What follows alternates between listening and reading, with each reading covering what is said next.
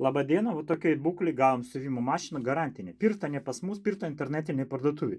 Už tai jums sakau, siuvimo mašinas pirkit pas mus.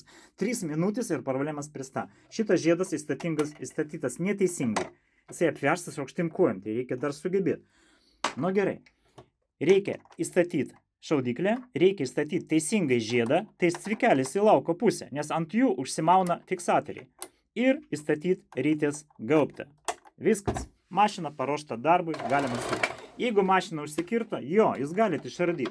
Ištraukit rytės gaubtą, nuimkit fiksatorius iš šonus, ištraukit žiedą ir ištraukit šaudyklę. Išvalykit grovelę iš kairės pusės, iš dešinės, su šipituku, sutepkit šitą vietą ir vėl surinkite atgal. Pusė žiedas ten, pusė ten. Kitaip šaudyklį įdėti neįmanoma. Žiedas. Va taip, cvikelis į lauko pusę, užmetam fiksatorius ir įdedam rytės gaubtą. Sėkmės, naudokitės, su jumis buvo siuvimo stilius.